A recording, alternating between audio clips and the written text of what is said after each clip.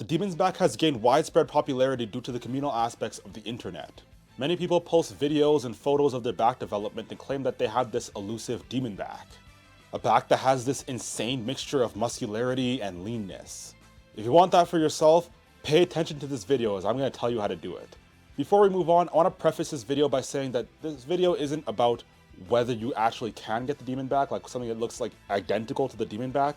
I talk about that in another video and you can check it out on the cards. This video will mainly be focusing on your back development, so basically how would you get a good, muscular, lean back.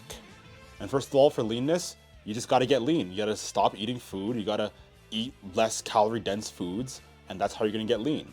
Some people can manage being leaner than others and still feeling healthy, so just get to the leanest point you can possibly get and just kind of stay, without losing your mind of course, and then just stay there. I believe that's what you should be doing if you want to get the most muscular and aesthetic back possible.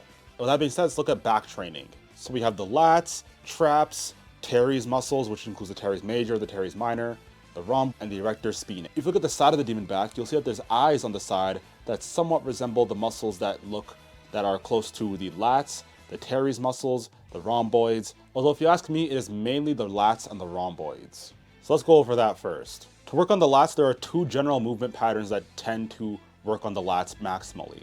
We have the vertical pulling movements and we have the horizontal pulling movements. For the vertical pulling movements, the pull-up reigns supreme.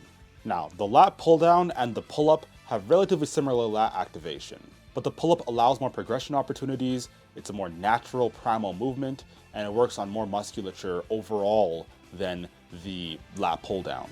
And this increased musculature involvement also includes muscles like the erector spinae and the core, which are what we're going to be talking about later on, specifically the erector spinae.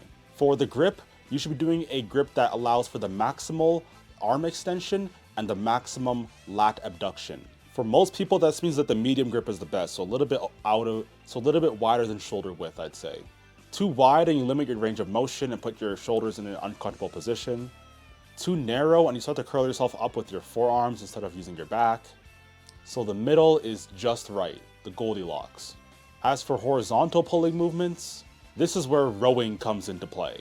For this, I like to do chest supported rows, machine rows, dumbbell rows, or face pulls. In my opinion, the most important muscle groups that will help develop the demon back are the chest supported rows and the machine rows.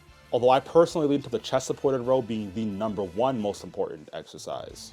This is just a theory of mine, but I think that the chest supported row at some angles at which you pull it, will work on your rhomb and your erector spinae more than the other row variations. Just the biomechanics of the angle in which you pull tends to, you're allowing it to be a little bit lower than other ones, which I believe will help work on your erector spinae a little bit more. That's just my own theory anyways. Now, to actually work on your erector spinae, I really do question if isolation work is actually necessary. The compound movements I talked about before, like the pull-up and the chest-supported row, and even the squat, work on your erector spinae a lot as well.